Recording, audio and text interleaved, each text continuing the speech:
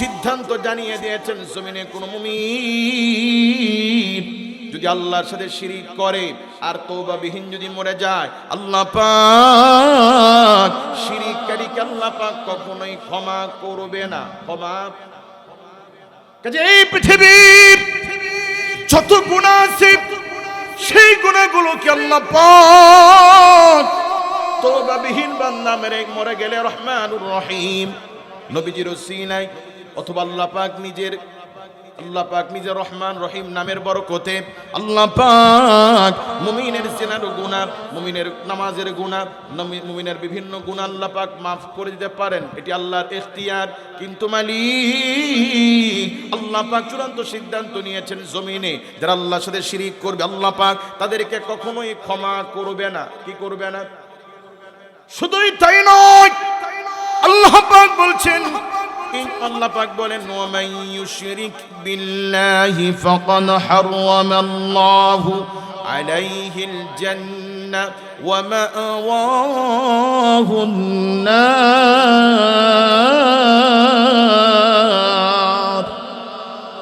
আল্লাহ পাক বলেন, এই জমিনে যারা শিরিক করবে আমি আল্লাহ পাক, ওয়া মান ইউশরিক বিল্লাহি ফাকাদ হারামাল্লাহু আলাইহিল জান্নাহ, যারা মুমিন হওয়ার পরেও আমি আল্লাহর সাথে যারা কাউকে শিরিক করবে আমি আল্লাহ পাক তাদের জন্য জান্নাতকে আমি আল্লাহ হারাম করে দিব। শিরিক করলে শুধু গুনাহ হবে না, শিরিক করলে মুমিনের ঈমান নষ্ট হয়ে যায়। শিরিক করলে আল্লাহ পাক শুধু গুনাহই দিবেন না, বরং জাহান্নাম আল্লাহ জান্নাত হারাম করে দিবেন। জান্নাত কি করবেন? রব্বুল আলামিন বলেন, ওয়া ইন ক্বালা লুকমানু লিইবনিহি ওয়া হুয়া ইয়াইযুহু ইয়া বুনাইয়া লা তুশরিক বিল্লাহ ইন্নাশ শিরকা লাযুলমুন আযীম।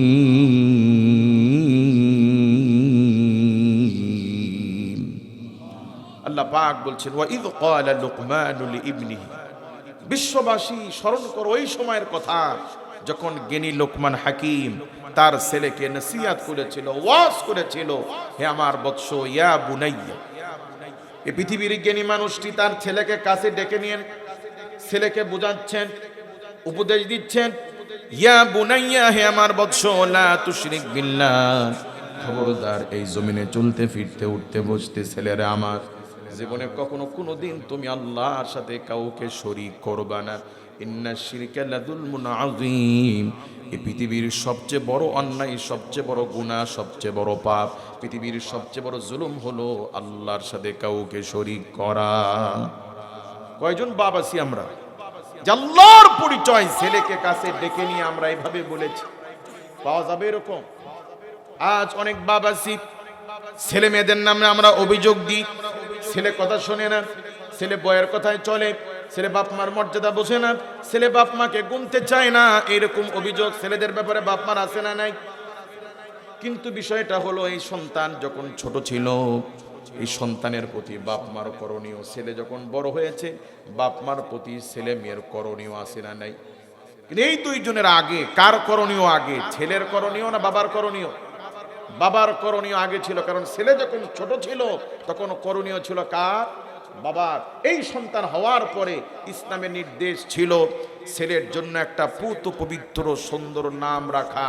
এই সন্তান পৃথিবীতে আসার পরে বাপ মার জন্য দায়িত্ব ছিল সর্বপ্রথম সন্তানের ডান কানে আজান, বাম কানে একামত দেওয়া, 7 দিনের দিন আকিকা দিয়ে সুন্দর একটি নামকরণ করা, এরপরে ছেলেকে দিন শিখানো, 7 বছর বয়স থেকে পিতামাতার বিছানা থেকে আলাদা করে দেওয়া, মসজিদে নিয়ে যাওয়া, নামাজ শিখানো।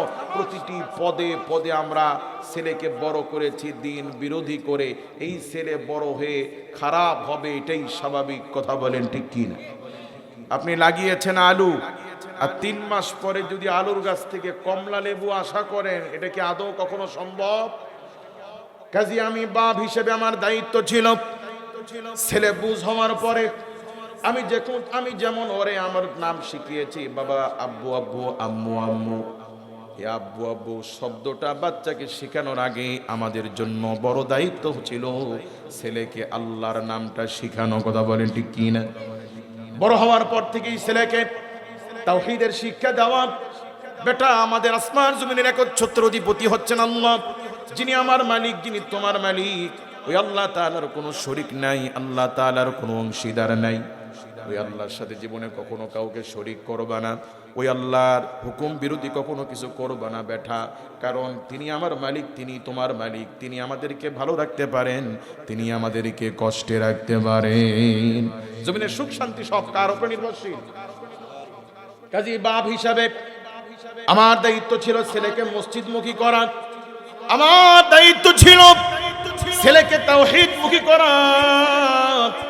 আমি যদি ছেলেকে তাওহীদমুখী করতে পারি তাহলে আল্লাহ পাক আমার ছেলেকে শিক্ষা দিবে, গোলাম শোনো, আমি আল্লাহ পাকের ইবাদতের পরে তোমার জন্য বড় দায়িত্ব হলো আবিল ওয়ালিদাইনি ইহসানা।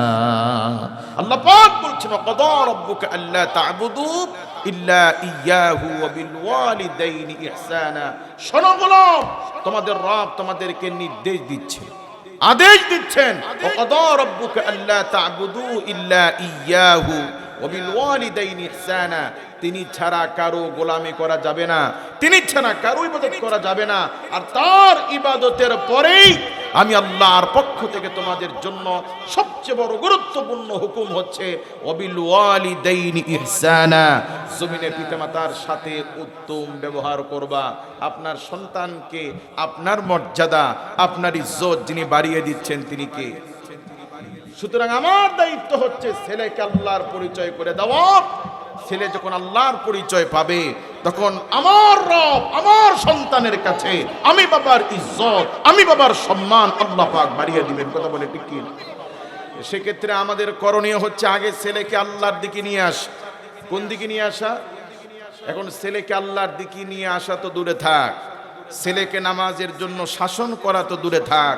যে বাপ মা আমরা নিজের সন্তান জন্ম দিয়েছি, এ আব্বা আম্মা আমরা অনেকেই নিজেরাই নামাজ পড়ি না। ছেলেদেরকে সত্যের গুরুত্ব দেওয়া, মিথ্যার ভয়াবহতার ক্ষেত্রে ছেলেকে নসিহত করা তো দূরে থাক, উল্টা এই সমাজের অধিকাংশ আমরা বাবারা ছেলেদেরকে নিজের স্বার্থের জন্য মিথ্যা শিক্ষা দিই। পাওনাদার টাকা চাইতে আসলে ছেলেকে ঘরের বাহিরে পাঠিয়ে দিয়ে বলে, এই অমুকে টাকা চাইতে আসছে, গিয়ে বল চাচা আব্বা বাড়ি নাই। কে শিখিয়ে দেয়? বাবা। এক উকিল তার মক্কেলকে শিখিয়েছে, শোনো তোমার মামলার যে অবস্থা, তোমার তো নিশ্চিত 10 বছরের জেল। আসামি বলে, স্যার আল্লাহর হস্তে যেমনি পারেন আমারে বাঁচান। বলে, যদি বাঁচতে চাও তাহলে আমি যা বলি সেটা করতে হবে। কি করতে হবে? বলে, আদালতে তোমাকে যাই জিজ্ঞেস করুক তুমি বলবা কি বলবা? মানে বোবা, কথা বলতে পারো না। তো আসামির আইন, বাদীর আইনজীবী আসামিকে যাই জিজ্ঞেস করে, আসামি তার উকিলের শেখানো পন্থায় বুদ্ধিতে বলে অবশেষে আসামির আইনজীবী বলছে, জজ মূলত আমার মক্কেলটা বোবা, আর বোবা হওয়ার কারণে তার নামে মিথ্যা মামলাগুলো সাজানো হয়েছে, কাজে আমি চাই আমার মক্কেলকে বেকসুস খালাস দেওয়া হোক। যাই হোক, উকিলের চাপাবাজিতে জজ এই আসামির পক্ষে বেকসুস খালাস দিয়েছে।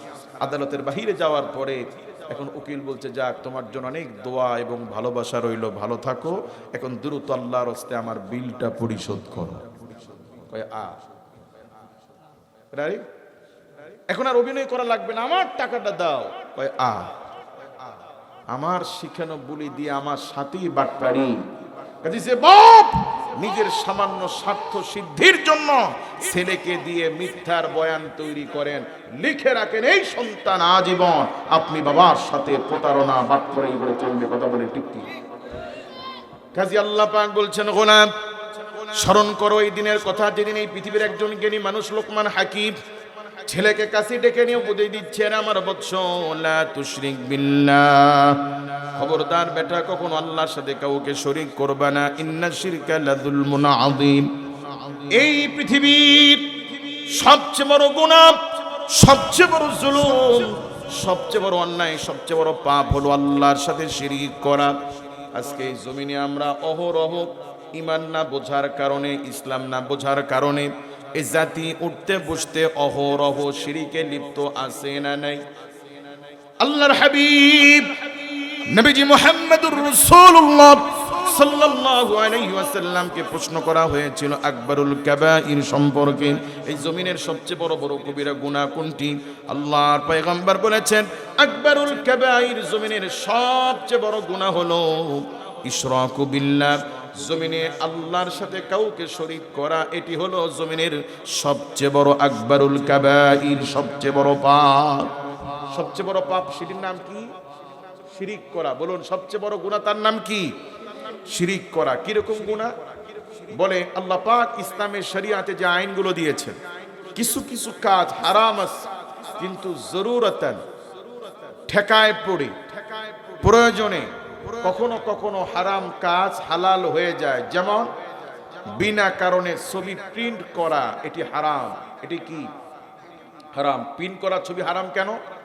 অঙ্কিত ছবি এবং প্রিন্ট করা ছবি কি সেজদা দেওয়ার সুযোগ থাকতে পারে, সেই জন্য প্রিন্ট করা ছবি হারাম।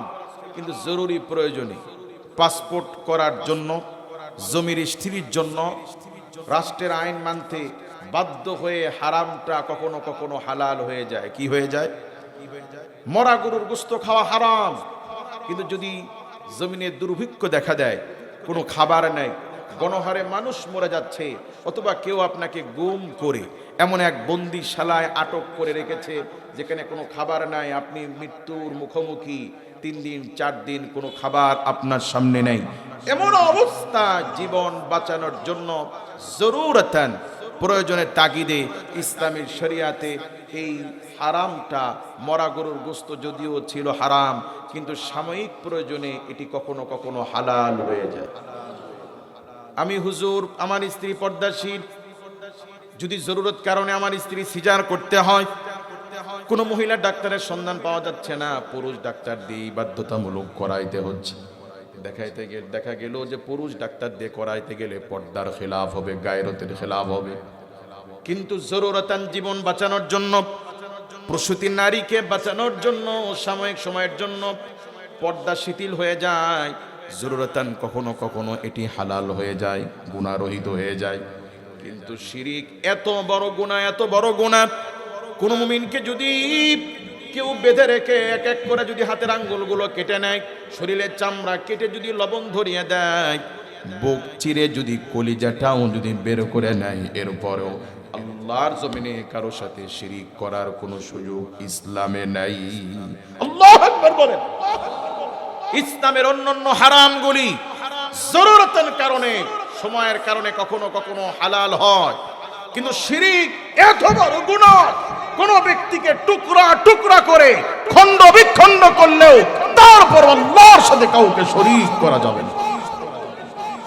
সেই জন্য ইসলাম ইতিহাস সাক্ষী, হযরতে হাবশী বিলাল রাদিয়াল্লাহু তাআলা আনহু, হযরতে খাব্বাব রাদিয়াল্লাহু তাআলা আনহু, হযরতে সুমাইয়া রাদিয়াল্লাহু তাআলা আনহা, ওনারা ঈমানকে রক্ষা করতে গিয়ে, শিরিক মুক্ত জীবন গঠন করতে গিয়ে প্রয়োজনে রক্তাক্ত হয়েছেন, শহীদ হয়েছেন, এরপরেও আল্লাহর সাথে কাউকে শরীক করে নাই। কথা বলেন ঠিক কি না? কাজেই জমিনের সবচেয়ে বড় পাপ, তার নাম কি? শিরিক। রব্বুল আলামিন কালামুল্লাহ নিসার মধ্যে আল্লাহ পাক বলছেন, ইন্নাল্লাহা লা ইয়াগফিরু আন ইউশরাকা বিহি ওয়া ইয়াগফিরু মা দুনা যালিকা লিমান ইয়াশা। আল্লাহ পাক বলেন, এই পৃথিবীর কোনো মানুষ মারা গেলে হাজারো গুনাহ করেছে, তওবা করার সুযোগ পায়নি, আল্লাহ পাক রহমানুর রহিম হিসাবে আল্লাহ পাক তিনি তার বান্দার গুনাহকে মাফ করে দিতে পারেন। এটা রবের ইচ্ছা। কার ইচ্ছা?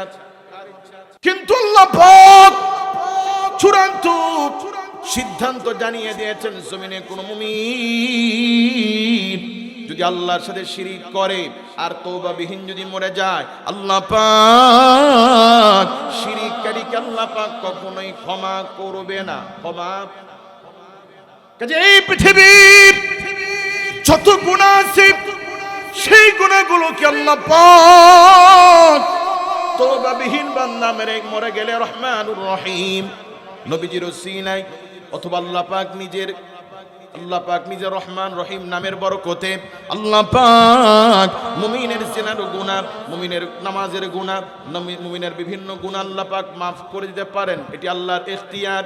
কিন্তু মালিক আল্লাহ আল্লাহ পাক চূড়ান্ত সিদ্ধান্ত নিয়েছেন, জমিনে যারা আল্লাহর সাথে শিরিক করবে আল্লাহ পাক তাদেরকে কখনোই ক্ষমা করবে না। কি করবে না? শুধুই তাই নয়, আল্লাহ পাক বলছেন, আল্লাহ পাক বলেন ওয়া মান ইউশরিক বিল্লাহি ফাকাদ হারামাল্লাহু আলাইহিল জান্নাহ ওয়া মা'ওয়াহুন নার।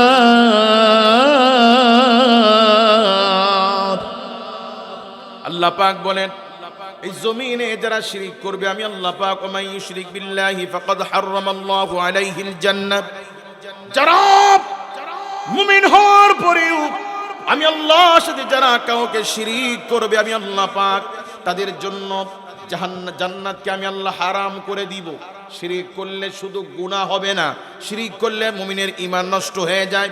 শিরিক করলে আল্লাহ পাক শুধু গুনাহই দিবেন না, বরং জাহান্নাম, আল্লাহ জান্নাত হারাম করে দিবেন। জান্নাত কি করবেন? ওয়া ইউশরিক বিল্লাহ, জমিনে যারা আল্লাহর সাথে শিরিক করে আল্লাহ পাক বলেন ওয়া ইউশরিক বিল্লাহি ফাকাদ হারামাল্লাহু আলাইহিল জান্নাহ, আমি আল্লাহ পাক ওই মুমিনের জন্য জান্নাতকে হারাম করে দিব। ওয়া মা'ওয়াহুন নার, আমি আল্লাহ পাক এই কপাল পোড়ার মুশরিকের জন্য জাহান্নামের আগুনকে আমি আল্লাহ পাক ওয়াজিব করে দিব। কাজে এই জমিনের সবচেয়ে বড় গুনাহ সেটি শিরিক। সেটি কি? কাজে কোন মুসলমানের শিরিক করার কি কোনো সুযোগ আছে? আজ ঈমান সহজে পেয়েছি, এই জন্য আমরা ঈমানের গুরুত্ব বুঝি না, ঈমানের কদর বুঝি না। না বোঝার কারণে মুসলমান পাইকারি দরে উঠতে বসতে সকাল বিকাল, সকালের মুমিন বিকালে কাফের হয়, বিকালের মুমিন সকালবেলা কাফের হয়, কারণ বোঝে না যে শিরিক করতেছে। কথা বলেন, এক মুরব্বী মসজিদে ঢুকে জোরে একটা পাপ দিছে। পোলাপান কয় চাচা ওযু করে আসেন, ওযু নাই। কয় না আমার ওযু ভাঙে নাই। পোলাপান কয় না আমরা আওয়াজ শুনছি আপনি ওযু করে আসেন। মুরব্বী কয় আমার ওযু ভাঙে নাই। তো জটলা বেঁধে গেছে।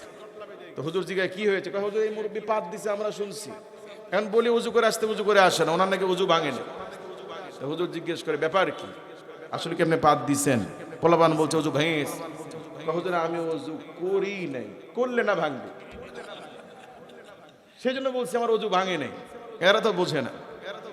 আমরা ঈমান প্রত্যেক সূত্রে পেয়েছি। একজন অমুসলিম যখন ধর্ম থেকে কনভার্ট হয়ে নিজ ধর্ম থেকে যখন অন্য ধর্মে আসে, ইসলামে আসে, তখন সে কিছুটা হলেও একটু চিন্তা ফিকির, একটু ভাবনা, একটু পড়াশোনা, একটু গবেষণা করার চেষ্টা করে। কিন্তু আমরা তো ওই রকম গবেষণা চিন্তা করার সুযোগই পাইনি। প্রত্যেক সূত্রে পেয়েছি, এই জন্য ইসলামের কদর, ঈমানের কদর বুঝি না। কথা বলেন, এক যুবক 300 টাকার চাদর নষ্ট করে 150 টাকার জুতা পরিষ্কার করে। একজন বলে বেটা তোর যেই চাদরটা নষ্ট করতেছিস সেই চাদরের দাম বেশি, আর চাদর নষ্ট করে যেই সেরা জুতা পরিষ্কার করতেছিস এর দাম কম। দামি জিনিস দিয়ে কম দামে জিনিস পরিষ্কার করা মাথা কি ঠিক আছে? তো বলে যে এই রুমালটা আমার বাপ কিনে দিয়েছিল, আর এই জুতাটা আমার নিজের কেনা। বাপ দিছে যে এই জন্য এটার কদর বোঝে না, আর এটা নিজের কেনা এই জন্য এটার কদর সে বোঝে। কথা বলে। কাজী মুআজ্জাজ হাজিরিন, আমরা ঈমান প্রত্যেক সূত্রে পেয়েছি, সেই জন্য আমরা এই জমিনে ঈমানের কদরও বুঝি না। 500 টাকার জন্য ভোটের সময় আসলে, বিভিন্ন সময় আসলে মুসলমান ঈমানকে বিক্রি করতে মুসলমান দ্বিধাবোধ করে না। এক একজন ভোটারের কাছে 2-3 দলের কর্মীরা আসলে, নেতারা আসলে, সবাইকে খুশি করতে গিয়ে টাকা খাইতে গেলে ভোট আপনার জন্যই বরাদ্দ, তার চেয়ে বেশি টাকা আরেকজন দিলে তার কাছে গিয়ে একই কথা বলে যে আপনি কি ভোট দিব, অসুবিধা নেই। এটা কি চরিত্র হইল? আপনি যে কোনো দল করতে পারেন, এটা আপনার একান্ত ব্যাপার, কিন্তু কিছু টাকা খাওয়ার জন্য নীতি নৈতিকতাকে বিসর্জন দিয়ে কিছু টাকার জন্য আপনি ঈমানকে এত সহজে বিক্রি করে দিবেন। ঈমান কি এত সস্তা?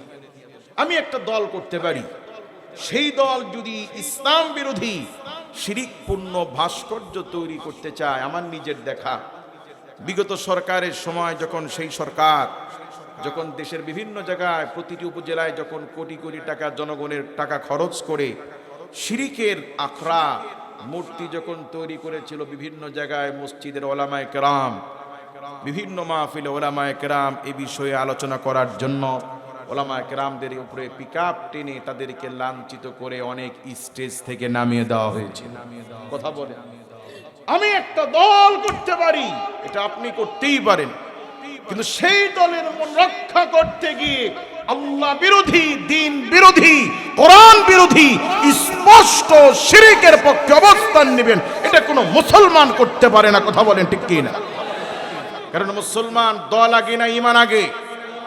আমার মৃত্যুর পরে আমার দল আমাকে কিচ্ছু দিতে পারবে না, কিন্তু আমার ঈমান দুনিয়া এবং আখিরাতে আমার কল্যাণের কারণ। কথা বলেন ঠিক কি না? কাজী মুআজ্জাজ হাজিরিন, চলতে ফিরতে আমরা অনেকেই সহজেই ঈমানকে বিক্রি করি কি করি না? অথচ ঈমান আমরা সহজে পেয়েছি, এই জন্য কদর বুঝি না। শিরিকের বিপরীত হলো ঈমান, ঈমানের বিপরীতই হলো শিরিক। কাজেই শিরিক থেকে বাঁচার দরকার মুসলমানের আছে না নাই?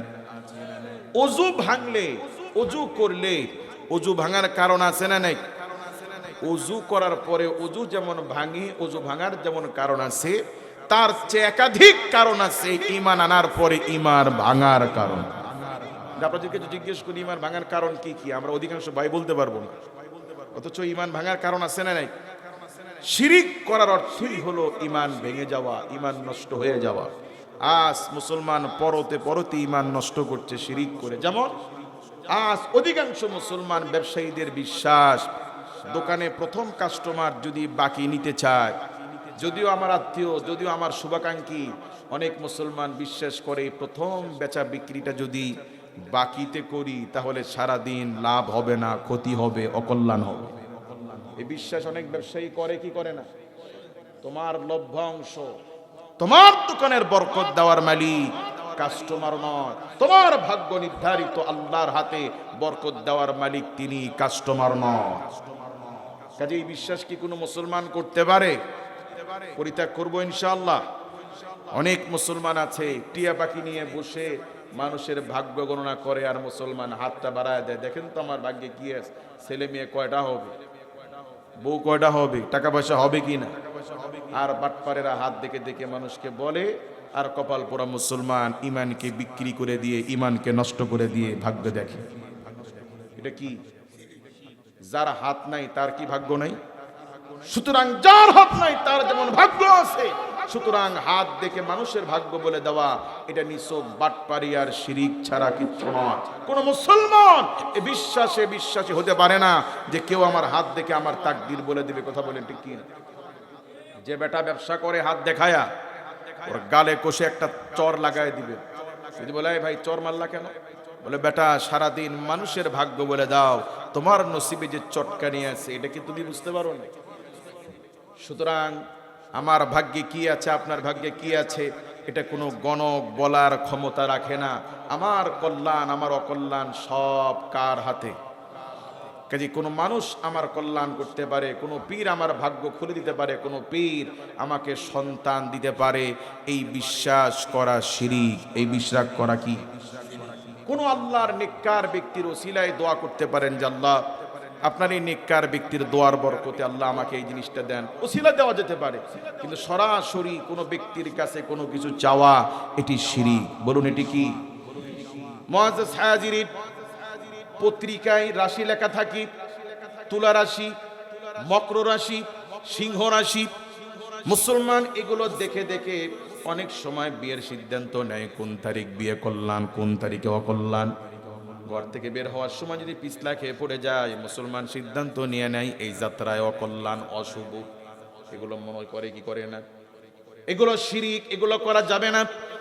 আমার নসিবে কি আছে এটা আমার পড়ে যাওয়ার উপরে নির্ভরশীল নয়। আমার নসিবের কল্যাণ অকল্যাণ সব কার ক্ষেত্রে?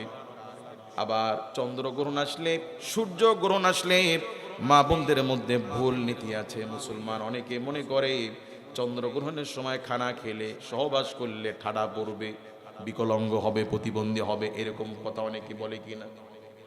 কোন সময়ের সাথে কল্যাণ অকল্যাণ নিহিত নয়। মানুষের কল্যাণ অকল্যাণ সব আল্লাহর দয়ার উপর নির্ভরশীল। কথা বলেন ঠিক কি না? কোন মুসলমানের জন্য হালাল ভাবে স্ত্রীর সাথে মিলিত হওয়ার ক্ষেত্রে এই সময় অকল্যাণ, এরকম অকল্যাণ বলতে কোনো সময় নাই। আল্লাহ পাক মানুষকে যে হায়াত আর সময় দিয়েছেন, এই সময়ের প্রতিটা সময় মুমিনের জন্য রহমত ও বরকত। সময়ের অকল্যাণ বলতে কোনো অকল্যাণ নাই, পুরা সময়ই বরকত, পুরা সময় কি। সুতরাং কোন সময়কে অকল্যাণ মনে করা এটা শিরিক। রব্বুল আলামিন এই শিরিকগুলো থেকে আমাদেরকে হেফাজতে রাখুন, বলি আমিন। কাজী জমিনের সবচেয়ে বড় গুনাহ হলো শিরিক করা। শিরিক করলে শুধু গুনাহই হয় না, শিরিক করলে ঈমান নষ্ট হয়, শিরিক করলে জাহান্নাম ওয়াজিব হয় আর জান্নাত হারাম হয়ে যায়। কাজী এই শিরিক থেকে দূরে থাকার দরকার আছে না নাই?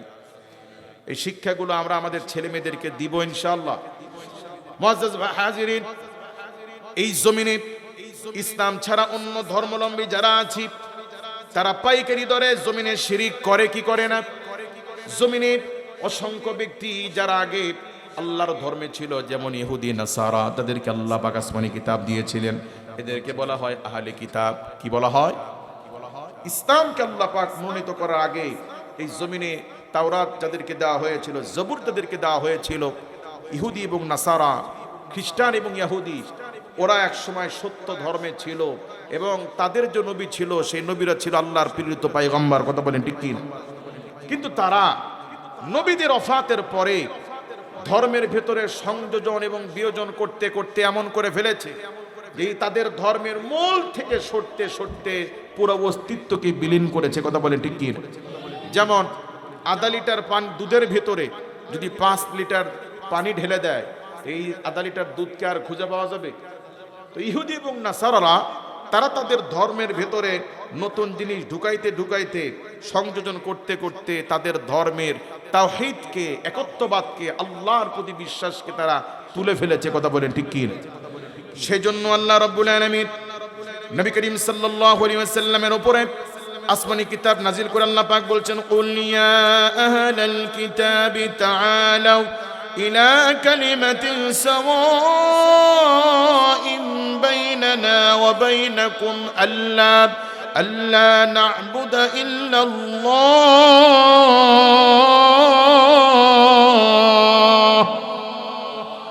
আল্লাহ পাক নবীকে বলেন, নবী কুল, আপনি বলুন, ইয়া আহলাল কিতাব, এর আহলে কিতাবেরা, এ জমিনের ইহুদিরা নাসারারা শোনো, তাআলাউ, এসো এদিকে, ইলা কালিমাতিন সাওয়াইন বাইনানা ওয়া বাইনাকুম, এ ইহুদিরা, আরে নাসারারা, তোমরা এসো ওই কথার দিকে, বাইনানা ওয়া বাইনাকুম, যেই কথার ক্ষেত্রে তোমাদের মাঝে আমাদের মধ্যে কোনো পার্থক্য নাই। সে কথা কি? আল্লাহ না'বুদা ইল্লাল্লাহ, আমরা এই জমিনে আল্লাহ ছাড়া কারো ইবাদত করব না। আল্লাহু আকবার বলেন। তোমাদের নবী বনি ইসরাইলের নবী ইয়াকুব আলাইহিস সালাতু ওয়াস সালাম, তিনি আল্লাহর বিশ্বাসী ছিলেন কিনা?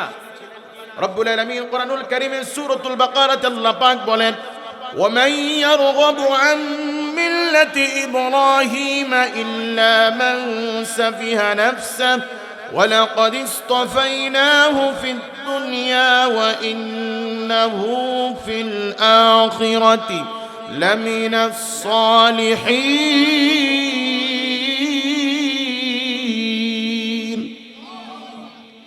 আমাদের মুসলিম মিল্লাতের বাপ হযরত ইব্রাহিম আলাইহিস সালাম, বলুন কি নাম? तमाम পৃথিবীর আদি পিতা আদম আলাইহিস সালাম আর মুসলিম মিল্লাতের বাপ হযরত ইব্রাহিম আলাইহিস সালাম। ইব্রাহিম আলাইহিস সালামকে বলা হয় আবুল আম্বিয়া, নবীদের বাপ। কাদের বাপ?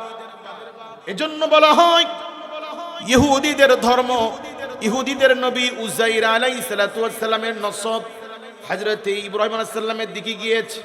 ইহুদিদের নবী ইয়াকুব আলাইহিস সালাম, ইয়াকুব আলাইহিস সালামের বাপ ইসহাক আলাইহিস সালাম, ইসহাক আলাইহিস সালামের বাপ ইব্রাহিম আলাইহিস সালাম। মুসলমানদের নবী মুহাম্মদুর রাসূলুল্লাহ সাল্লাল্লাহু আলাইহি ওয়াসাল্লাম বড় বড় এই 3 ধর্মের শাখা গিয়ে হযরত ইব্রাহিম আলাইহিস সালামের সাথে মিলিত হয়েছে। এইজন্য ওনাকে বলা হয় আবুল আম্বিয়া, নবীদের বাপ। নবীদের কি? আল্লাহ পাক বলেন, ومن يرغب عن ملة إبراهيم إلا من سفه نفسه, তার চেয়ে বড় নির্বোধ, তার চেয়ে বড় গাধা, তার চেয়ে বড় মূর্খ লোক কে আছে?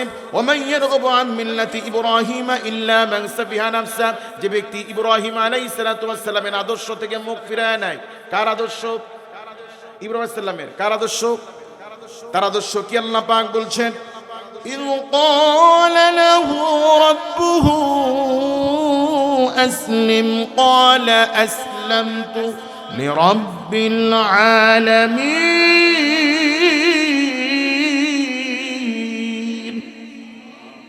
ইব্রাহিম আলাইহিস সালামকে আল্লাহ পাক বলছেন, ইয ক্বালা লাহু রাব্বুহু আসলিম, ইব্রাহিম আলাইহিস সালামকে যখন তার রব বললেন, ইব্রাহিম তুমি আত্মসমর্পণ করো, ক্বালা আসলামতু লিরাব্বিল আলামিন, আমাদের আব্বা ইব্রাহিম আলাইহিস সালাম বলেন আমি আত্মসমর্পণ করলাম ওই মালিকের ক্ষেত্রে, মালিকের জন্য, তিনি গোটা আলামিনের রব। গোটা আলামিনের রবকে, কাজে আমাদেরকে ওই আল্লাহর কাছে আত্মসমর্পণ করে ঈমান আনা দরকার আছে না নাই?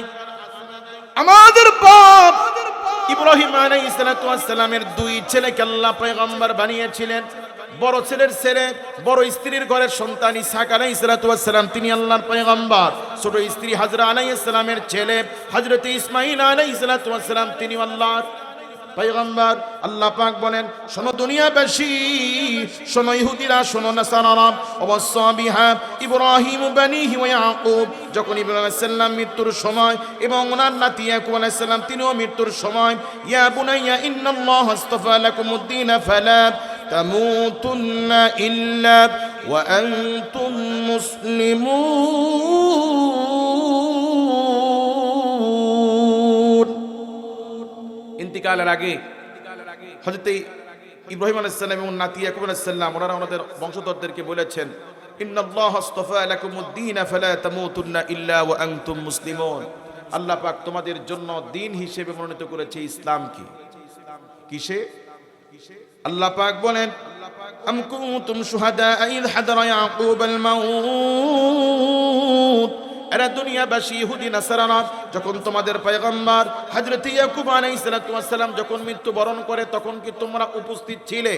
আচ্ছা, এই যুগে যারা নিজেদেরকে ইহুদি এবং নাসারা দাবি করে, এরা কি তাদের নবী ইয়াকুব আলাইহিস সালামের মৃত্যুর সময় উপস্থিত ছিল? ছিল না। আল্লাহ পাক বলছেন, শোনো, মৃত্যুর সময় ইয ক্বালা লিবানিহি মা তা'বুদুনা মিন বা'দি, ইয়াকুব আলাইহিস সালাম ছেলেদেরকে জিজ্ঞেস করলেন, এই আমার বৎসরা, আমার বংশধরেরা, আমার মৃত্যুর পরে তোমরা কার ইবাদত করবে? ক্বালু, তারা বলল, না'বুদু ইলাহাকা ওয়া ইলাহা আবাইকা ইব্রাহিম ওয়া ইসমাঈল ওয়া ইসহাক ইলাহা ওয়াহিদা। ইয়াকুব আলাইহিস সালাম মৃত্যুর সময় তার সন্তানেরা, তার ওরস জাতেরা বলল, আমরা আপনার ইবাদত আপনার মৃত্যুর পরে ওই আল্লাহরই ইবাদত করব যে আল্লাহর ইবাদত করেছেন আপনার বাপ ইসহাক আলাইহিস সালাম, আপনার চাচা ইসমাঈল আলাইহিস সালাম, আপনার দাদা ইব্রাহিম আলাইহিস সালাম, যে এক আল্লাহর ইবাদত করেছে, আমরাও সেই আল্লাহরই ইবাদত করব। আল্লাহু আকবার বলেন। তাহলে মৃত্যুর আগে ইয়াকুব আলাইহিস সালামের সন্তানেরা, অর্থাৎ ইহুদি সম্প্রদায়ের নবী ইন্তিকালের আগে তাদেরকে জিজ্ঞেস করেছেন, আমার মৃত্যুর পরে তোমরা কি ভিন্ন কারো ইবাদত করবে? তখন তারা বলেছিল, না, আমরা ওই একক ইলাহা ওয়াহিদা, ওই একক রবেরই ইবাদত করব, যে রবের ইবাদত করেছেন আপনি, আপনার বাপ, আপনার দাদা, আপনার পরদাদা, আমরাও সেই এক ইলাতেই আমরা চলবো। ওয়া নাহনু লাহু মুসলিমুন, আর আমরা সবাই মুসলমান, আমরা সবাই আত্মসমর্পণকারী। সুবহানাল্লাহ বলেন। রব্বুল আলামিন শিরিক করা ইহুদি নাসারাদেরকে বলছেন, হাবিব আপনি ইহুদিদেরকে স্মরণ করায় দেন, শুনো ইহুদিরা, তোমাদের নবী উযাইর আলাইহিস সালাতু ওয়াস সালাম, তোমাদের নবী ইয়াকুব আলাইহিস সালাতু ওয়াস সালাম মৃত্যুর আগে তোমাদেরকে যে এক ইলার কথা বলেছে, আল্লাহ না'বুদা ইল্লাল্লাহ, আমরা জমিনে ইবাদত করব একমাত্র আল্লাহর। কার ইবাদত করব? ওয়ালা নুশরিকু বিল্লাহ, আমরা আল্লাহর সাথে কাউকে শরীক করব না। এই মূল বিষয়, এই মূল স্লোগান ছিল ইহুদি ধর্মের মূল কথা, খ্রিস্টান ধর্মের মূল কথা, ইসলামেরও।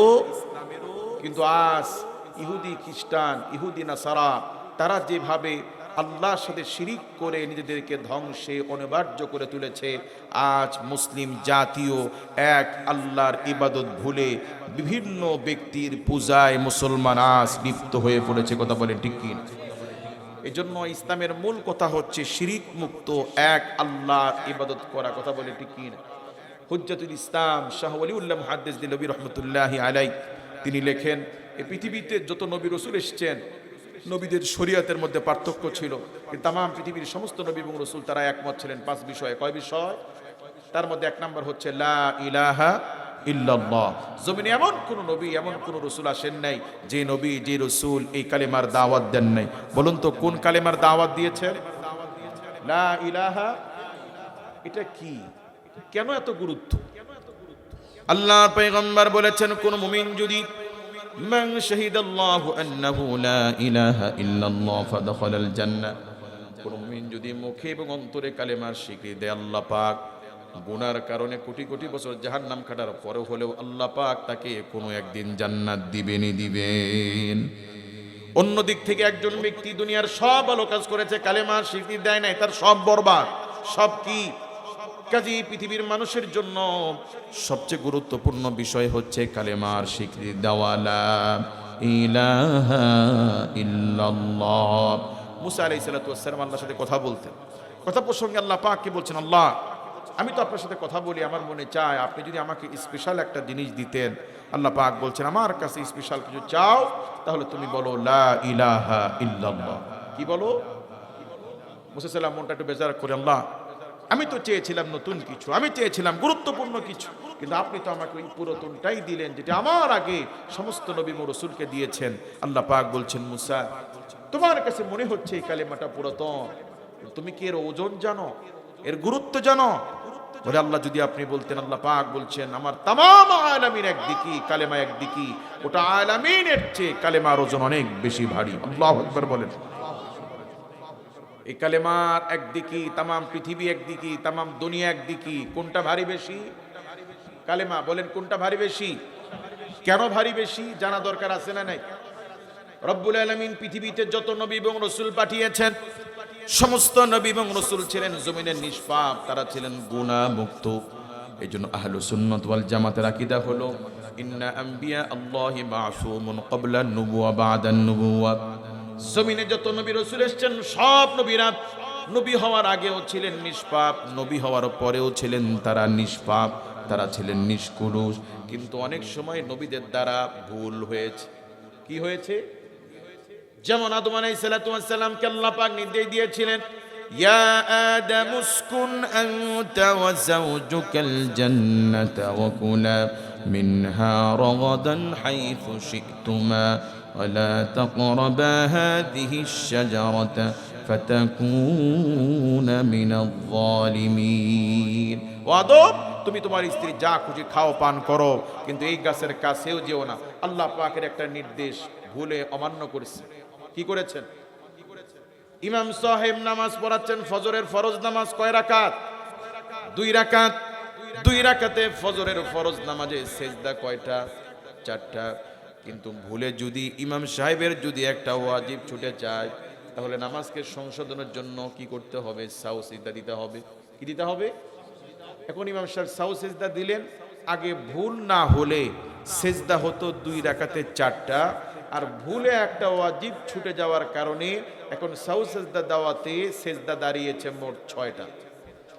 নামাজের সেজদা বাড়ছে তো সওয়াব বাড়ছে। সুবহানাল্লাহ বলেন। সেজদা বাড়ছে তো, এই ভুলে নামাজ নষ্ট হয় নাই, বরং এই ভুলে মুমিনের মর্যাদা নেকি বেড়ে গেছে। তানবী আলাইহিমুস সালাম গণ যে ভুল করেছেন, সেই ভুল করার আগে ছিল আব্দুল্লাহ, ভুল করে আল্লাহর কাছে মাফ চাওয়ার কারণে আল্লাহ পাক তাদেরকে মাফ করে দিয়ে বানিয়ে দিয়েছেন নবিয়ুল্লাহ। সুবহানাল্লাহ বলবেন না? আদম আলাইহিস সালাম যখন জান্নাতে ছিলেন, তখন ছিলেন শুধু আল্লাহর বান্দা, তখনও নবী হন নাই। ভুল করার কারণে আল্লাহ পাক পৃথিবীতে পাঠানোর পরে, অনুশোচনা করে আল্লাহর কাছে মাফ চাওয়ার পরে আল্লাহ পাক শুধু ক্ষমায় করেন নাই, নবুয়ত দিয়ে আল্লাহ পাক মুহাম্মদ সাল্লাল্লাহু আলাইহি ওয়াসাল্লামকে নবিয়ুল্লাহ বানিয়ে দিয়েছেন। কাজী মুমিনের নবীরা ছিলেন তারা নিষ্পাপ, নিষ্কুলুষ। জমিনে কোনো নবীর সাথে, কোনো রাসূলের সাথে কখনো কোনো উম্মতের নবী হওয়ার আগ পর্যন্ত কখনো মারামারি হয় নাই, বাজাবাজি হয় নাই, মারামারি হয় নাই, রোপচোক রাঙানি হয় নাই। যখনই পৃথিবীর শ্রেষ্ঠ মানুষগুণ আম্বিয়া আলাইহিমুস সালামগুণ যখন নবী হয়েছেন, যখনই নবীরা কালিমার দাওয়াত দিয়েছেন, যখনই এই জমিনে তাওহীদের দাওয়াত দিয়েছেন, কালিমার দাওয়াত দিয়েছেন, এই জমিনে হাতে গোনা মাত্র কয়েকজন নবী ছাড়া অধিকাংশ নবী এবং রাসূল তারা এই জমিনে লাঞ্ছিত হয়েছেন, মার খেয়েছেন, নির্যাতিত হয়েছেন, রক্তাক্ত হয়েছেন শুধু কালিমার জন্য। কিসের জন্য? এজন্য আল্লাহ রাব্বুল আলামিন সূরাতুল ইয়াসিনের ভিতরে আফসোস করে বলেন, ইয়া হাসরাতান আলাল ইবাদ।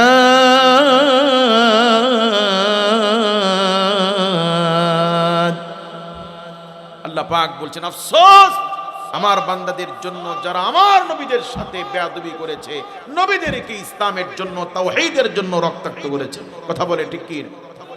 আমার আপনার পয়গম্বর নবীজি মুহাম্মদুর রাসূলুল্লাহ সাল্লাল্লাহু আলাইহি ওয়াসাল্লামের চেয়ে উত্তম চরিত্রের মানুষ কি পৃথিবীতে কেউ ছিল?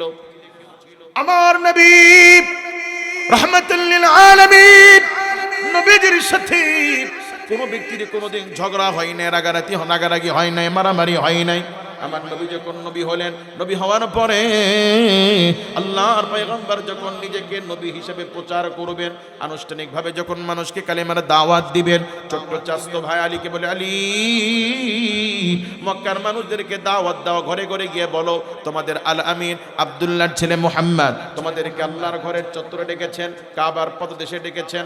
আল্লাহর নবী মুহাম্মদুর রাসূলুল্লাহ সাল্লাল্লাহু আলাইহি ওয়াসাল্লামের ডাকে মক্কার আবাল বিদ্যা বনিতা নারী পুরুষ সবাই কাবার চত্বরে আসলো। কোথায় আসলো?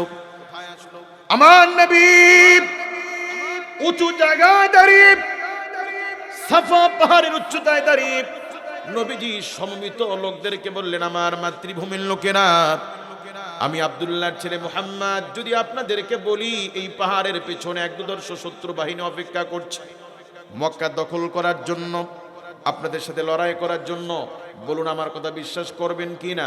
সবাই বলল হ্যাঁ অবশ্যই করব, কারণ আপনি আমাদের আল আমিন, আপনি আমাদের সত্যবাদী, আপনি আমাদের বিশ্বস্ত কাজী ও মুহাম্মদ। এবার আল্লাহ পাক ওহী নাযিল করলে বলেন, হাবিব এবার আপনি জাতিদেরকে শোনায়া দেন, ফাকুলু লা ইলাহা ইল্লাল্লাহু তুফলিহুন। পৃথিবীবাসী তোমরা যদি সফল হতে চাও, তোমরা যদি বিজয়ী হতে চাও, তাহলে তোমরা বলো লা ইলাহা ইল্লাল্লাহ। কি বলো? বলতে দেরি মানুষের গায়ে আগুন লাগছে, মাঠ গরম, এতটা গরম নবীর নিজের চাচা আবু লাহাব একটা পাথর নিয়ে রাসূলকে লক্ষ্য করে আঘাত করে বলছে, তাব্বাল্লাকা ইয়া মুহাম্মদ, ও মুহাম্মদ তোমার দুই হাত ধ্বংস হোক। নাউজুবিল্লাহ বলেন। পাথরটা কে মেরেছে? নবীজির চাচা আবু লাহাব, আপন চাচা। আবু জেহেল রাসূলের আপন চাচা নয়, কিন্তু আবু লাহাব নবীজির আপন রক্তের চাচা। নিজের চাচা শুধুমাত্র কালেমার জন্য রাসূলের প্রতি আঘাত করে বলছে, হে মুহাম্মদ তোমার দুই হাত ধ্বংস হোক। প্রতিবাদ জানি আল্লাহ পাক সূরা লাহাব নাযিল করে বলছেন, তাব্বাত ইয়াদা আবি লাহাবিন ওয়া তাব, আমার রাসূলের নয় আবু লাহাবের দুই হাত ধ্বংস হোক। প্রতিবাদ করলেন কে? সম্মানিত ভাইয়েরা আমার, একটু আগে আল্লাহর নবী যখন বলছেন আল্লাহ পাক আমাকে নবী করে পাঠিয়েছেন, তখন কারো গায়ে রাগ হয় নাই। কিন্তু যখনই আল্লাহর পয়গম্বর বলেছেন লা ইলাহা ইল্লাল্লাহ, মাঠ গরম। তার কারণ কি? তার কারণ হলো ১৫০০ বছর আগে আবু জেহেল, উতবা, শাইবা, মুগীরা, আবু লাহাব তারা কালেমা বুঝছে, আমরা বুঝি নাই। কথা বলেন ঠিক কি না? কাজে এই কালেমা ইসলাম বোঝার দরকার আছে না নাই? বলবো আপনাদেরকে। আমার ভাইরা, আমাদের যে ধর্ম, এই ধর্মের নাম কি? ইসলাম। কোন মুসলিম যদি জিজ্ঞেস করে এলাকার কোন হিন্দু, বৌদ্ধ, খ্রিস্টান, আচ্ছা তোমাদের ধর্মের নাম যে ইসলাম, এই ইসলাম কি শব্দটা কি বাংলা না আরবি? ইসলাম এটা কি শব্দ, আরবি না বাংলা? যদি অমুসলিম জিজ্ঞেস করে এই ইসলাম শব্দের অর্থ কি, বাংলা কি, বলেন তো? না। সালাম শব্দের অর্থ শান্তি, আর ইসলাম শব্দের অর্থ আত্মসমর্পণ করা। আত্মসমর্পণ করা, আত্মসমর্পণ। আর যে ব্যক্তি ইসলামে এসে আত্মসমর্পণ করে তাকে বলা হয় মুসলমান। সুতরাং মুসলমান শব্দের বাংলা হচ্ছে আত্মসমর্পণকারী। মুসলমান শব্দের অর্থ আত্মসমর্পণ, আর ইসলাম শব্দের অর্থ আত্মসমর্পণ করা। আমার দিকে খেয়াল করেন, ইসলাম কি? আমরা মনে করি পৃথিবীতে হিন্দু একটা ধর্ম, খ্রিস্টান একটা ধর্ম, নাসারা একটা ধর্ম, ওরা ওদের প্রেগোডায়, ওরা ওদের মন্দিরে, ওরা ওদের গির্জায় গিয়ে নির্দিষ্ট কিছু কাজ করে।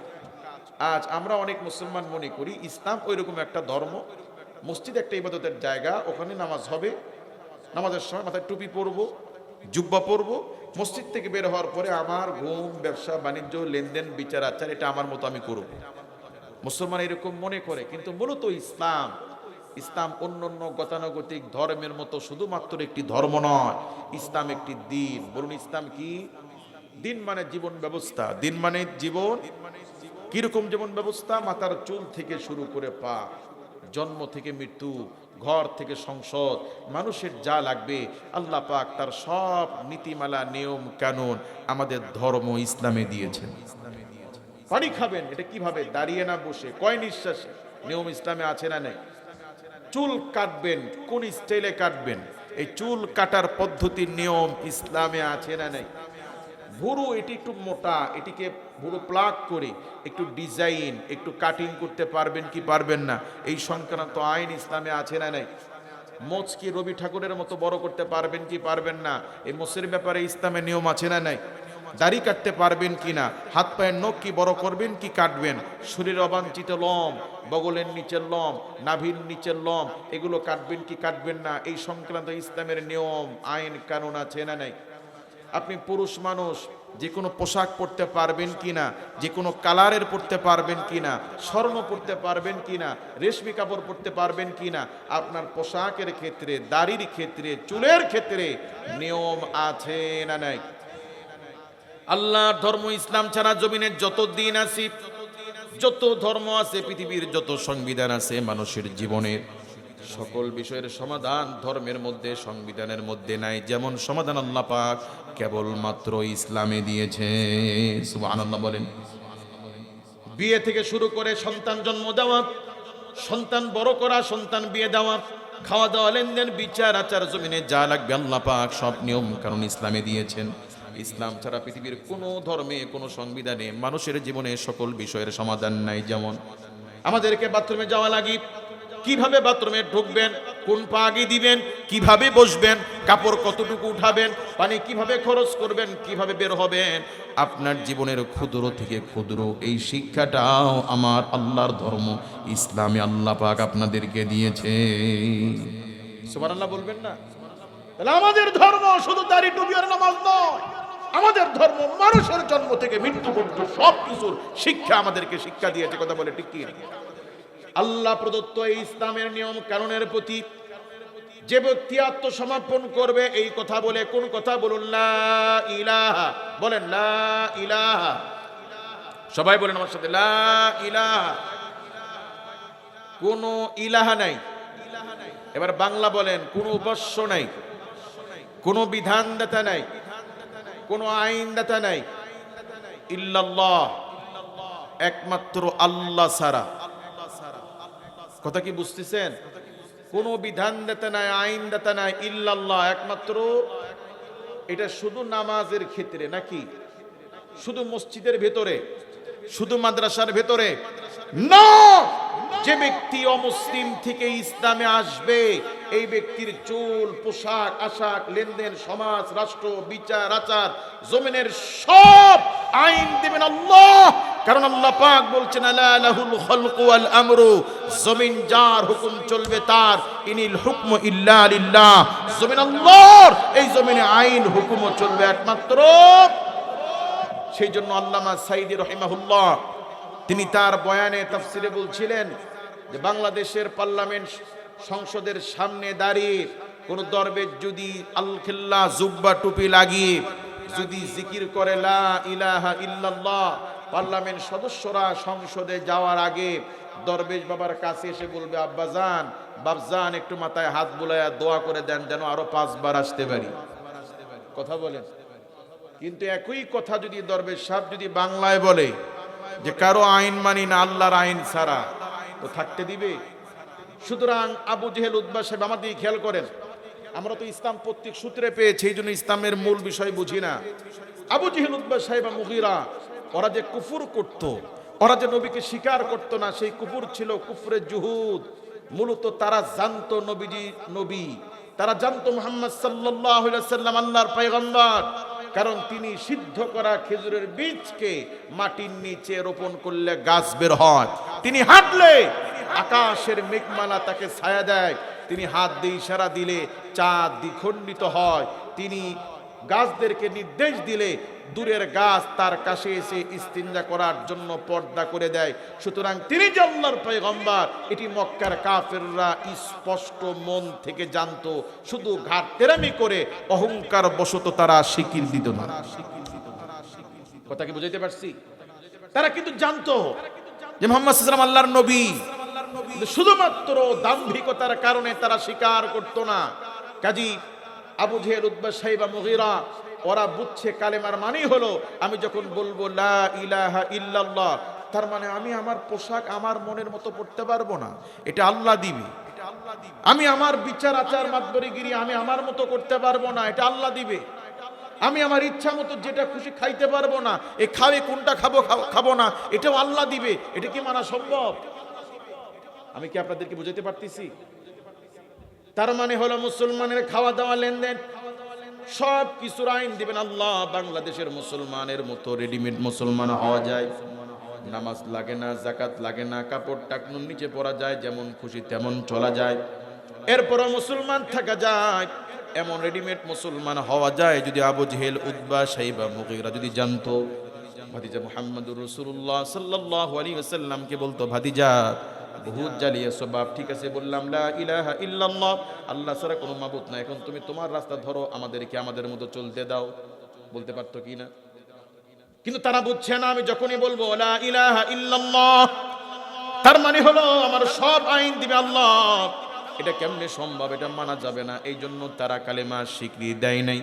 সুতরাং ইসলামে আসার আগ পর্যন্ত, মুসলমান হওয়ার আগে আপনার স্বাধীনতা, লা ইকরাহা ফিদ্দিন, ধর্ম নিয়ে বাড়াবাড়ি নাই।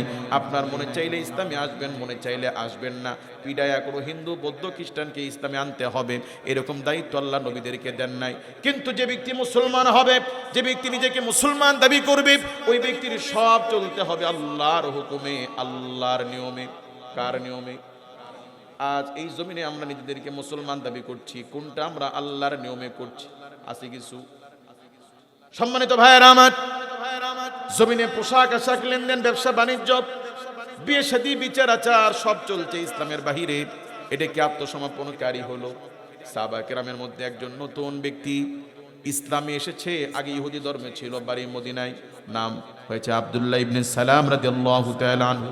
তিনি চিন্তা করলেন আগে ছিলাম ইহুদি ধর্মে, আর ইহুদি ধর্মের ভিতরে উটের গোশত খাওয়া হারাম, আমার আব্বা খায় নাই, দাদা খায় নাই, আমিও খাই নাই, আমিও খাবো না, কারণ ইসলাম কবুল করেছি। ইসলামের মধ্যে উটের গোশত খাওয়া ফরজ নয়, ওয়াজিব নয়, সুন্নত নয়, জায়েজ। উটের গোশত খাওয়া কি? তাহলে আমার বাপ খায় নাই, আমার দাদা খায় নাই, আমার পর দাদা খায় নাই, আমিও কোনোদিন খাই নাই, আর এখন ইসলামে এসেছি, ভালো কথা, ইসলামে তো এটা ফরজ না, ওয়াজিব না, তাহলে আমি এটা খাবো না। তাহলে আগে যে খাই নাই এখনো খেলাম না, এই ধারাবাহিকতা, এই যে প্রেস্টিজ, এটা বজায় থাকে। নাউজুবিল্লাহ বলেন। এতটুকু আল্লাহ পাক বরদাস্ত করেন নাই, সাথে সাথে তার শানে আয়াতে কারিমা নাজিল করে আল্লাহ পাক বলছেন, ইয়া আইয়ুহাল্লাযীনা আমানু দুখুলু ফিস সিলমি কাফা, মুমিন পরিপূর্ণভাবে ইসলামে প্রবেশ করো। কিছু মানবা কিছু মানবা না এমন মুসলমানের দরকার আমি আল্লাহ পাক নাই। যারা নিজেকে মুসলমান দাবি করো, পরিপূর্ণভাবে ইসলামে আসো। কে বলছেন? আল্লাহ পাক বলেন, ইয়া আইয়ুহাল্লাযীনা আমানুত্তাকুল্লাহা হাক্কা তুকাতিহি ওয়া লা তামুতুন্না ইল্লা ওয়া আনতুম মুসলিমুন। আল্লাহ পাক বলেন, ইয়া আইয়ুহাল্লাযীনা আমানু, ও ঈমানদারগণেরা, আমানুত্তাকুল্লাহা হাক্কা তুকাতিহি, তোমরা জমিনে আল্লাহকে ভয় করার মতো করো। কাকে ভয় করতে হবে? আর ওয়া লা তামুতুন্না ইল্লা ওয়া আনতুম মুসলিমুন। ইমানদারের আল্লাহকে ভয় করার মতো করো, আর খবরদার ইমানদারেরা মুসলমান না হয়ে মৃত্যুবরণ করিও না। যিনি বলছেন তিনি কে? যাদেরকে বলছেন তারা কারা? মুমিনেরা। কারা? আমরা যারা এখানে আছি, আমরা আল্লাহকে, আখিরাতকে, নবী রাসূলকে, কোরআনকে বিশ্বাস করি কি করি না? আমাদেরকে আল্লাহ পাক বলছেন, ও হে বিশ্বাসীরা, আল্লাহকে ভয় করার মতো করো, আর খবরদার মুসলমান না হয়ে মৃত্যুবরণ করিও। এখন মুসলমানের বাংলা বলেন, আত্মসমর্পণকারী না হয়ে মরিও না। মুসলমানদের মুমিনদেরকে বলছেন না হিন্দুদেরকে বলছেন? খ্রিস্টানদেরকে বলছেন না মুমিনদেরকে বলছেন? মুমিনেরা মুসলমান না হয়ে মরিও না। তার মানে হলো আমি যখন মরে যাচ্ছি আমার মুখে দাড়ি নাই, আমি যখন মরে যাচ্ছি তখন আমার পেটের মধ্যে সুদের টাকা, আমি যখন মরে যাচ্ছি তখন আমার পেটে হারাম খানা, আমি যখন মরে যাচ্ছি সেদিন ফজরও পড়ি নাই, জোহরও পড়ি নাই। এটা কি আত্মসমর্পণকারী হলো? কাজী ইসলামে আসার আগ পর্যন্ত আপনার ব্যক্তি স্বাধীনতা, আপনি মনে চাইলে ইসলামে আসবেন, না চাইলে আসবেন না, এটা আপনার ব্যাপার। কিন্তু ইসলামে আসার পরে মুসলমানের ব্যক্তিগত কোনো স্বাধীনতা নাই। মুসলমানের সব চলতে হবে আল্লাহর হুকুমে। কার হুকুমে? আল্লাহর হুকুম মানতে আপনাদের কোনো অসুবিধা আছে? কালেমাকে নবায়ন করে সবাই বুঝে শুনে বলেন লা ইলাহা।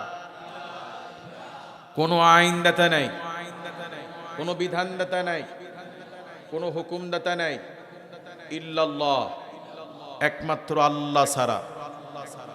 আমার মাথার চুল থেকে শুরু করে পা পর্যন্ত, জন্ম থেকে মৃত্যু পর্যন্ত সকল ক্ষেত্রে আইন দিবেন কে? আজ থেকে চুল কাটতে গিয়ে সেলুনে বসে সেলুনের দোকানদার, চুল কাটার লোক যখন জিজ্ঞেস করবে কোন কাটিং দিব, মেসি কাটিং না রোনালদো কাটিং, সব কাটিং বাদ দিয়ে চিন্তা করবেন চুলের ব্যাপারে আল্লাহ যে কাটিং দিতে বলছে সেই নিয়ম কি, এটা জানবেন, হুজুরদেরকে জিজ্ঞেস করবেন, এরপরে চুল কাটতে গিয়ে আল্লাহর নিয়ম অনুযায়ী চুল কাটবেন। কথা কি বুঝাইতে পারছি? কোনো কাপড় কিনতে যাবেন, চিন্তা করবেন সাদাটা কিনবো না লালটা কিনবো, জিজ্ঞেস করবেন ইসলামের শরিয়াতে কোন পোশাক আমার জন্য বৈধ, কোনটি বৈধ নয়, আল্লাহ কারণ আমার পোশাকের আইন দিবেন কে? ব্যবসা করতে চাচ্ছেন কি এমএলএ কোম্পানিতে আপনি ব্যবসা করতে পারবেন কি না, ঘুষ ভিত্তিক সুদ ভিত্তিক ব্যাংকে চাকরি করতে পারবেন কি পারবেন না, এটা চাকরি করার আগে চিন্তা করবেন এই বিষয়ে আল্লাহর হুকুম কি। মুসলমান প্রতিটি কদমে কদমে পা ফেলতে হিসাব করতে হবে এই বিষয়ে আল্লাহর আইন কি। যে ব্যক্তি আল্লাহর কাছে আত্মসমর্পণ করে জীবন জিন্দেগির প্রতিটি ক্ষেত্রে আল্লাহর আইন মেনে চলতে পারবে সে হচ্ছে মুসলমান। সে কি? কাজেই মুসলমান আমাদের হওয়া দরকার আছে না নাই? তাহলে আমাদের ব্যবসা বাণিজ্য চাকরি লেনদেন সমাজ রাষ্ট্র সব আইন কে দিবেন? এই আইনের জন্য একটি সংবিধান দরকার আছে না নাই? সেজন্য আল্লাহ পাক দিয়েছেন এই কোরআন। এই কোরআনে আছে কোনটি খাওয়া যাবে কোনটি খাওয়া যাবে না, এই কোরআনে আছে চোরের শাস্তি কি, ধর্ষণের শাস্তি কি, ব্যভিচারের শাস্তি কি, এগুলো আল্লাহ পাক দিয়েছেন শুধু তাফসীর মাহফিলে একটু আলোচনা করার জন্য না মানার জন্য। কবে মানবেন? দরকার আছে না নাই? আমার কথায় ভাই কেউ রাজনীতির গন্ধ শোঙার চেষ্টা করবেন না। আল্লাহর কসম, কোন রাজনৈতিক দলের সুবিধা অসুবিধার জন্য কথা বলছি না। এই কথাটা আমি এই জন্য বলছি যে এই জমিনে আজ কোরআন ভিত্তিক শাসন নাই বিধায় দেশটা চোরে টুইটুম্বুর, চোরে ভরে ভরপুর। মসজিদ পৃথিবীর শ্রেষ্ঠ জায়গা। নবী সাল্লাল্লাহু আলাইহি ওয়াসাল্লাম বলেছেন আল মুসলিমু মান সালিমাল মুসলিমুনা ফাবিলিসানিহি ওয়া ইয়াদিহি। সে ব্যক্তি মুসলমান নয়, নবী বলছেন যার হাত এবং জবানের দ্বারা আরেক ভাই নিরাপদ নয়। সুতরাং মুসলমান সেই ব্যক্তি যে ব্যক্তির সামনে এক ভাইয়ের দামি মোবাইল পড়ে থাকলেও আত্মসাৎ করবে না, সুযোগ পেয়ে পকেটে ঢুকাবে না, কারণ এটা আমার না, এটা আমার আরেক ভাইয়ের। কথা বলেন। সেই মুসলমান যার সামনে আরেক ভাইয়ের স্বর্ণ পরে থাকলেও ধরার কথা নয়, সেই মুসলমানের চারিত্রিক পদস্খলন, নৈতিকতার ধ্বংস এত নিম্নে চলে আসছে। পৃথিবীর শ্রেষ্ঠ জায়গা আল্লাহর ঘর মসজিদ, সেই মসজিদে চোরের ভয়ে একটা ছাতার জুতা, সেজদার সামনে চোরের ভয়ে মসজিদে জুতা রেখে নামাজ পড়া লাগে। এ জাতির লজ্জায় ঘৃণায় আত্মমর্যাদা বোঝে গলায় দড়ি দিয়ে মরা উচিত। কথা বলে যে মুসলমানের দেশে মুসলমানের শ্রেষ্ঠ জায়গায় একটা জুতার নিরাপত্তা নেই। মসজিদের বাথরুমে টিস্যু, যদি যাওয়ার কথা 7 দিন 3 দিন পরে টিস্যু বক্স খালি। কারণ কি?